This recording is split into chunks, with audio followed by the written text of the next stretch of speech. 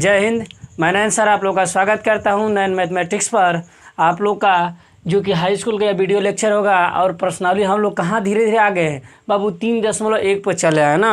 अब ध्यान से एक बात समझेंगे, थोड़ा सा 2-3 दिन के पहले मतलब न्यूज आ रहा है कि हाई स्कूल के सिलेबस में जो मैथ का सिलेबस है चाहे अदर सिलेबस है सब्जेक्ट का जो भी उसमें कुछ बदलाव है ना। तो हम समझ लेते थोड़ा सा हल्का सा मैथ में, यदि मैथ में समझे तो दूसरा चैप्टर हमारा नहीं पढ़ना। ध्यान से समझेंगे भाई है ना। दूसरा चैप्टर का शायद बहुपद है ना, दूसरा चैप्टर नहीं पढ़ना है। उसके बाद आपको 5वां चैप्टर नहीं पढ़ना है। क्या क्या थोड़ा सा हम लिखे हैं अपने बुक में, इसमें लिखे गए हैं, लिखे हैं, इसको देख लेते हैं क्या है। दूसरा और 5वां, दूसरा पढ़ना नहीं है और 5वां जो चैप्टर होगा शायद समांतर श्रेणी वाला उसको नहीं पढ़ना है। और क्या है 8.4 त्रिकोणमिति का जो 8.4 है ना उसको नहीं पढ़ना है। और 10वां चैप्टर नहीं पढ़ना है और 15वां चैप्टर, ये सभी चैप्टर को क्या करना है, नहीं पढ़ना है ना। ये सिलेबस में जो डिस्काउंट हुआ है 30% इस मैथ में ये सब नहीं पढ़ना है।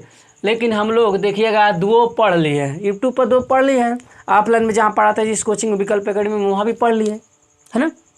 लेकिन समस्या क्या है कि 2 तो पढ़ लिए, चलो कोई दिक्कत नहीं है, लेकिन अब 3 को तो पढ़ना ही है, 5 नहीं पढ़ना है। तो 3 और 4 पढ़ेंगे, उसके बाद क्या करेंगे 5 को पढ़ेंगे ना, ऐसे करते चलेंगे। ध्यान से समझेंगे आप लोगों को बाबू, ध्यान से समझना है ना, ध्यान से एकदम समझते चलना है। आगे बढ़े, यहाँ पे लिखा क्या है, चैप्टर का नाम क्या है, 2 चर वाले रैखिक समीकरण। आखिर 2 चर वाला रैखिक समीकरण होते क्या है। हमने कहा कि सर कि आप बताइए 2 चर वाला रैखिक समीकरण होता है क्या। हम क्या जानते कुछ नहीं हो। 2 माने क्या होता है, 2 चीज़ें है ना। 2 माने 2 अंक होना चाहिए ना कुछ भी, लेकिन क्या होना चाहिए चर। चर मतलब क्या होता है, हम तो कहेंगे ए से लेके जेड तक 2 चर होना चाहिए ना। कितने चर, 2 चर। अब वो चर किस में कौन कौन हो सकते हैं, तो कहेंगे सर ए से लेके जेड तक कोई भी 2 चर ले सकते हैं। चाचा जी बोले ओ ये क्या बताओ बताए, रैखिक का मतलब क्या। हमने कहा रैखिक का मतलब ना कि जो भी चर हम लेंगे, 2 चर इसमें से जो भी लेंगे ना, तो जो चर लेंगे उस पर घाते क्या होनी चाहिए, 1 होनी चाहिए। रैखिक मतलब 1 होनी चाहिए। इस बहुपद में पढ़ाए थे ना कि रैखिक बहुपद, द्विघात बहुपद, त्रिघात बहुपद।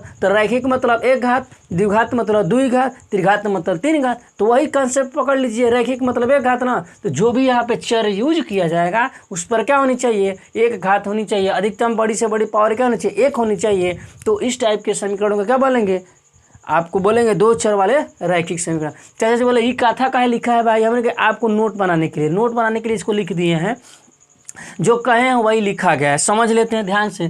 क्या बोला है कि ऐसा समीकरण, देखिए लिखा कि ऐसा समीकरण जिसमें 2 अलग अलग क्या हो चर यूज किया गया। 2 अलग अलग चर मतलब ए से लेके जेड तक 2 अलग अलग वेरिएबल, ABCD में 2 भी जो भी होगा 2 अलग अलग चर। जैसे ए ले लिए तो मान लिए बी हो सकता है, जेड हो सकता है, कुछ भी रह सकते हैं। तो 2 अलग अलग चर होना चाहिए। और देखिएगा मेन पॉइंट, और चर जो भी राशि होगा, चर राशि की सबसे बड़ी घात क्या होनी चाहिए, ये ध्यान देना। सबसे बड़ी घात 1 होनी चाहिए। मित्र बोले वाह ये बात ना हुई सर, ये समझाए बात, 1 होनी चाहिए यार, सही बात है 1 होनी चाहिए। और क्या होनी चाहिए भाई सर, और क्या होनी चाहिए। तो इस प्रकार के समीकरण को क्या कहते हैं, 2 चर वाला रैखिक समीकरण कहते हैं। सिंपल बात। अब कहेंगे सर 1 चर वाला रैखिक समीकरण बताइए ना क्या होता है। हम कहेंगे जानते हो जब 8वीं क्लास में पढ़ते थे ना, 8वीं 7वीं में, तो ऐसे होता था x + 5 = 35 है ना। तो देखिएगा इसमें क्या है, एक समीकरण ही है ना। इस 35 को उधर लेके आएंगे तो 0 के बराबर हो जाएगा, समीकरण हो जाएगा। लेकिन इसमें क्या है, एक ही चर नहीं यूज किया गया और इस चर की घात क्या है 1 है। तो 1 चर वाला रैखिक समीकरण कहलाएगा। लेकिन अब हम 10 में आ गए ना, तो इसमें 2 चर वाला रैखिक समीकरण, 2 चर होगा और उस चर की अधिकतम पावर क्या होनी चाहिए, 1 होनी चाहिए। तो उससे हम क्या कहते हैं, 2 चर रैखिक समीकरण कहते हैं। जैसे बोले क्या मजा आया यार, गजब पढ़ा है। हमने कहा देखिए ना कुछ नहीं, आगे बढ़ते चलते हैं सब चैप्टर में। ये क्या लिखा गया है, मित्री बोली कि सर ये क्या लिखा है। हमने कहा लिखे हैं, इसी को तो समझाएंगे। लिखा गया है 2 चर राशि, ध्यान से 2 चर राशि वाला एक रैखिक समीकरण क्या है। 2 चर राशि वाला मतलब 2 गो चर हो, उस राशि वाला क्या एक रैखिक समीकरण बताइए। तो हम कहें कि 2 चर राशि वाला ना एक रैखिक समीकरण का एक व्यापक सूत्र क्या होता है, हमारा यही होता है। क्या होता है, यही होता है।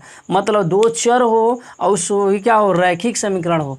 2 चर वाला एक रैखिक समीकरण, दो चर वाला एक रैखिक समीकरण है। ध्यान समझिए, तो ax प्लस by प्लस का c, इसको क्या करना, दिमाग में बैठा लेना है कि दो चर वाला एक रैखिक समीकरण का यह व्यापक सूत्र है। अभी आएगा दो चर वाला दो रैखिक समीकरण के बारे में हम लोग पढ़ेंगे। दो चर वाला एक रैखिक समीकरण, दो चर वाला दो रैखिक समीकरण के बारे में पढ़ेंगे, वहाँ पे अलग एक फार्मूला हो जाएगा।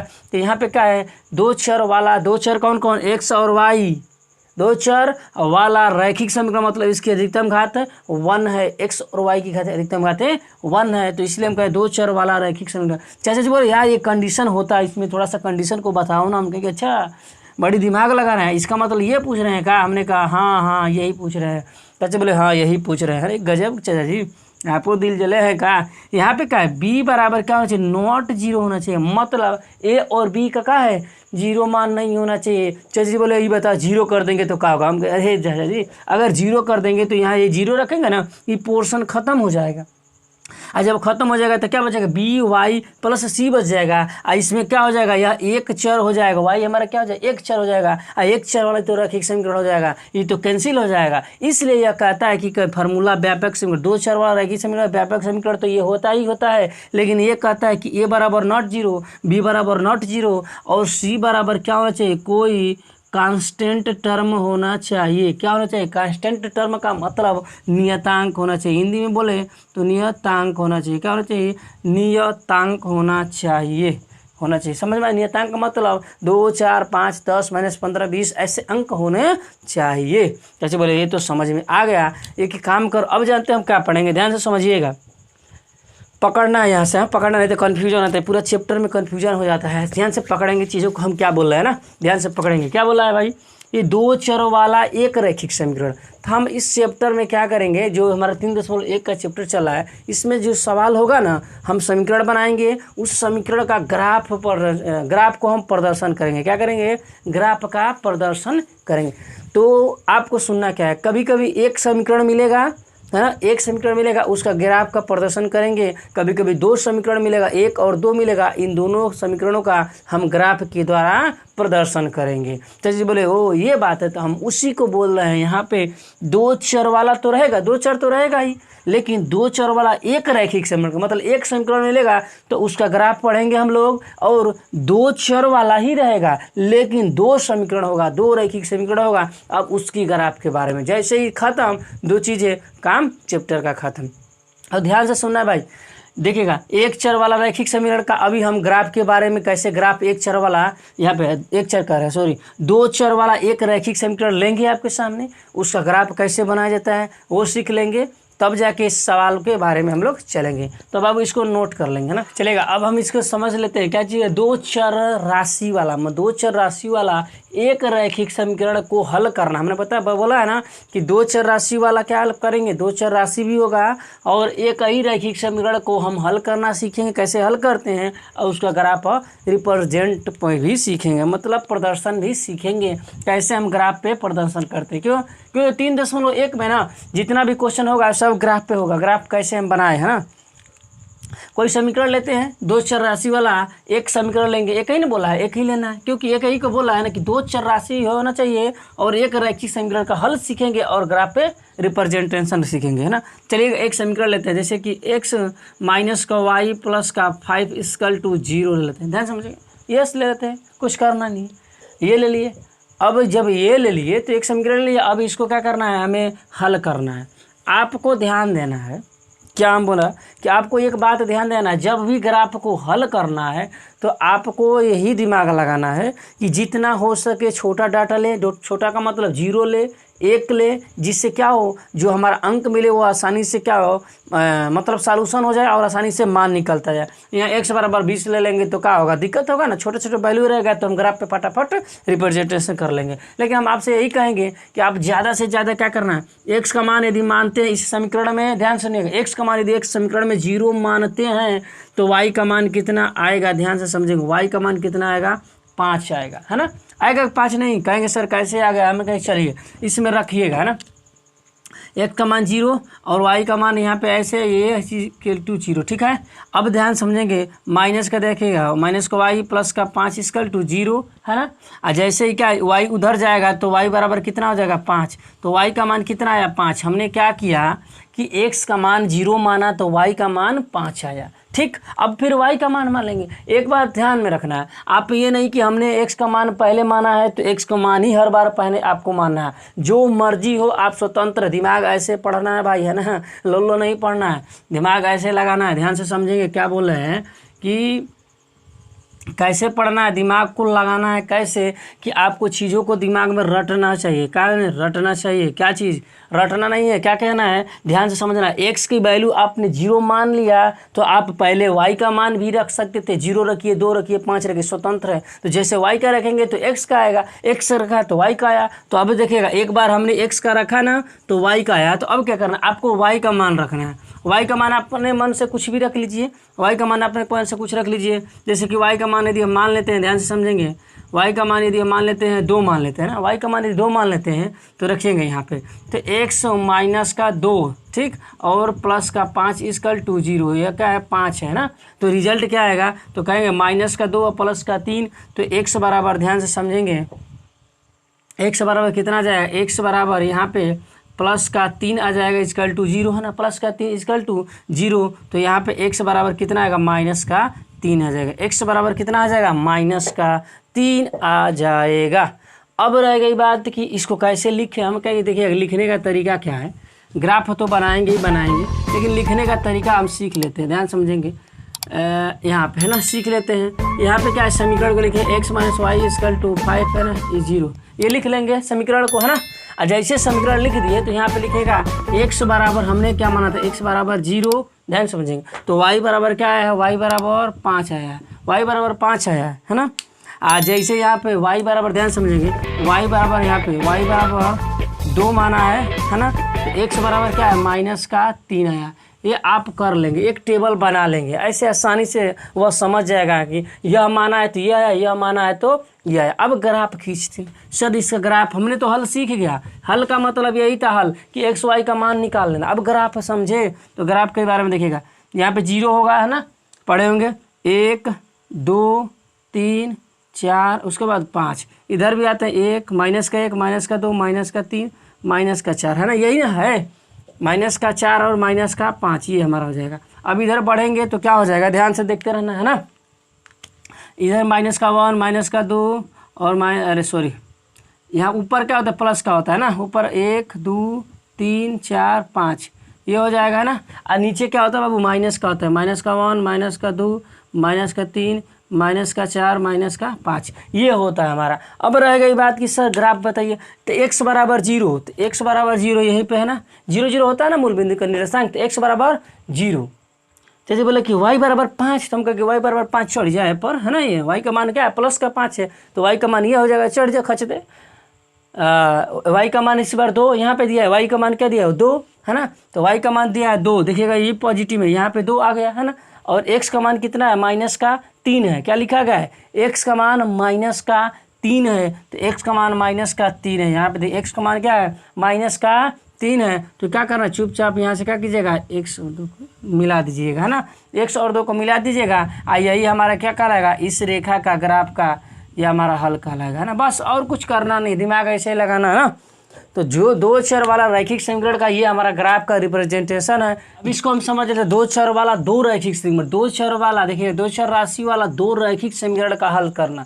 एक वाला सीख लिए, अब 2 वाला सीख लिए, 2 समीकरण हमने रख दिया आपके सामने। अब इसी में से हम क्या करते हैं, इसको हल करना सीखते हैं। ऐसे जानते हैं क्वेश्चन मिलेगा आपको और उसका कहेगा कि हल कीजिए और ग्राफ का प्रेजेंटेशन कीजिए, रिप्रेजेंट कीजिए, है ना। तो रिप्रेजेंट करना है तो करना क्या है, सीखेंगे ना।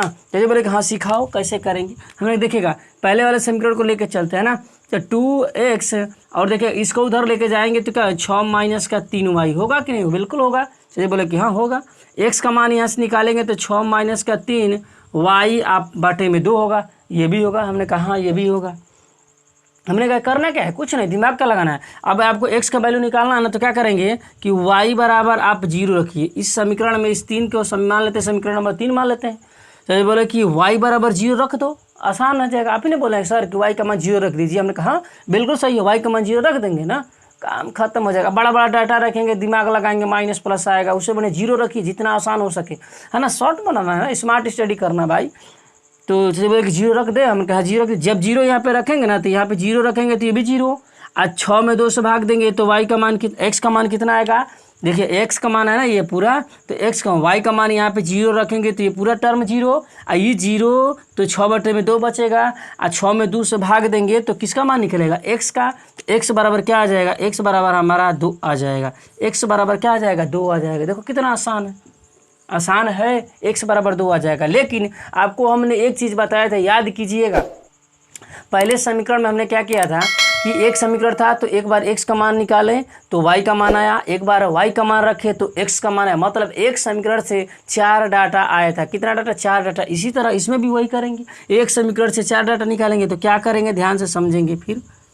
अब इस बार पहली बार y का मान क्या रखे थे, 0, तो x का मान आया था। इस बार हम क्या रखेंगे, x का मान क्या रखेंगे, 0, x का मान 0, किस समीकरण, इसी में। तो x का मान जैसे 0 रख दिए, ध्यान से समझेंगे, तो जैसे 0 रखे तो यहाँ पे 0 हो जाएगा ना, तो 0, ध्यान से, इस यहाँ पे 0, यहाँ पे 6 माइनस का 3y और बटे में 2, बटे में 2, इसका इसमें गुणा करेंगे, ये भी 0 है ना, ये भी 0, और 6 माइनस का 3y, 6 माइनस का 3y।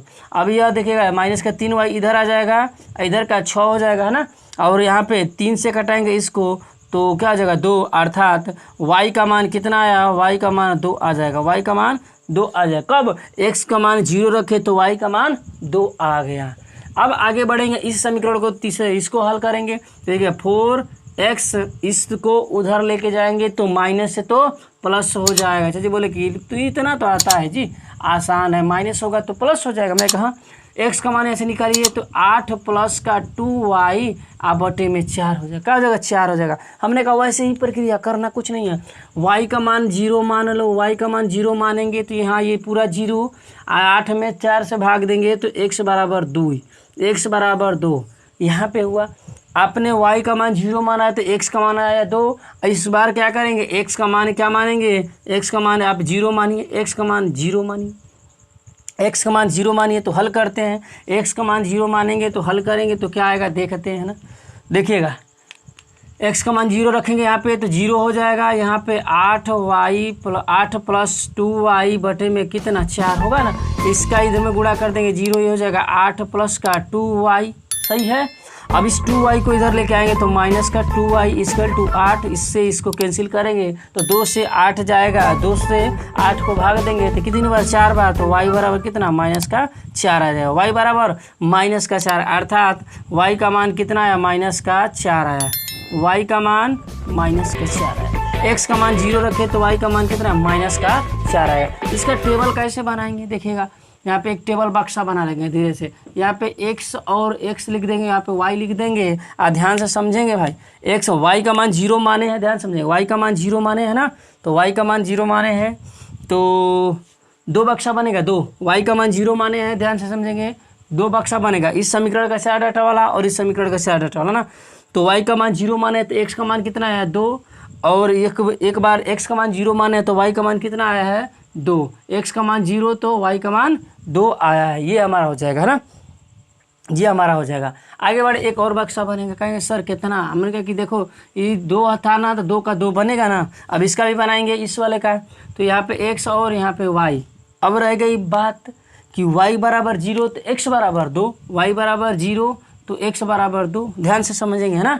और यहाँ पे देखिएगा x बराबर 0 तो y बराबर माइनस का, x बराबर 0 तो y बराबर माइनस का 4 आ गया। अब रह गई बात सर हल कैसे करें, ग्राफ कैसे बता, हमने ग्राफ वैसे ही बनाना है जैसे सिखाया है पहले वाला, आपको ऐसे बना देना फिगर, है ना, बनाएंगे। यहाँ पे क्या चीज़ है, देखिएगा यहाँ पे 1, यहाँ पे 2, यहाँ पे 3, यहाँ पे 4, ठीक, सिंपल बात। इधर आएंगे माइनस का 1, माइनस का 2, माइनस का 3, माइनस का 4, सही है, बिल्कुल सही है सर। इधर आएंगे ऊपर चलेंगे तो 1, 2, 3 और 4, ये भी सही है सर। नीचे क्या होगा सर, तो हम कहें माइनस का 1, माइनस का 2, माइनस का 3, माइनस का 4, थोड़ा सा फोटो आप बना लेंगे बढ़िया से, ठीक है। अब रह गई बात कि सर ग्राफ बताइए, हम कहें देखो y बराबर 0 तो y का मान यहीं पर रह जाएगा, ठीक है, बिल्कुल सही है सर। यहाँ पे उससे आप बनाते हैं, उससे बनाते हैं ना, उससे y का मान 0 तो y का मान 0, x का मान 2 तो x का मान 2 यहाँ पे लिख दिए, बिल्कुल सही है, सही छोड़ देंगे। x का मान 0 तो x का मान 0, y का मान 2 तो y का मान 2, यहाँ पे आ गए, यहाँ पे आ गए, ठीक है, यहाँ पे आ गए। अब क्या करना है, इससे इसको मिला देना है। एक हमारा लाइन खींचा गया इस वाले से, एक बक्से से, मतलब एक समीकरण से एक लाइन खींचा गया है, और ये लाइन का होगा 2x प्लस का 3y इक्वल टू 6 वाला लाइन होगा ना। रह गई बात इसको सर, तो x का मान देखिएगा, यहाँ पे देखिएगा y का मान 0 तो y का मान 0, x का मान 2 तो x का मान 2, ध्यान समझेंगे, x का मान 2 ये वाला है ना, ध्यान से, इस बार भी 2 इसी पर आ गया। अब ध्यान समझेंगे, x का मान 0 तो y का मान -4, y का मान -4, यहाँ पे -4 है, y का मान क्या है, -4 है। अब ये क्या होगा, ध्यान समझेंगे, y का मान -, ये ऐसे गुजरेगा, ये ऐसे गुजरेगा है ना, तो ये वाला रेखा का समीकरण क्या होगा हमारा बाबू, दूसरा वाला होगा, दूसरा वाला, अर्थात 4x - 2y इक्वल टू 8। ये हमारा क्या हो जाएगा, ग्राफ का रिप्रेजेंटेशन हो जाएगा, अर्थात हमारा ग्राफ का दर्शाना आपको सिखा दिए।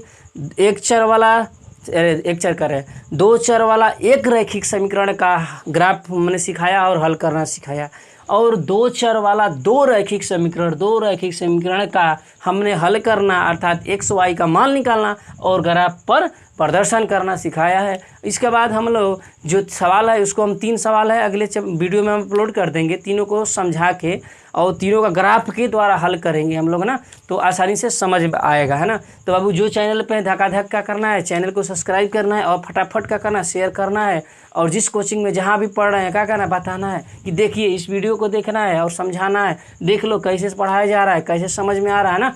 तो जो चैनल पर नए सब्सक्राइब कीजिए और बेल आइकन को ऑल पर प्रेस कर दिए, जिससे कि नोटिफिकेशन आपको सबसे पहले पहुंचे और आसानी से आप देख पाए ना। तो जो भी ऑफलाइन में ऑनलाइन में जो भी हमसे पढ़ रहे हैं मोबाइल पे, तो हम यही कहेंगे कि एक न्यूज़ क्या है कि एक ऑफर चल रहा है, ध्यान से समझेंगे कि यहाँ पे समझ लेते हैं इसको मिटा के, कि एक स्पेशल बैच चला है जहाँ पे हम पढ़ाते हैं, वहाँ पे स्पेशल बैच चल रहा है।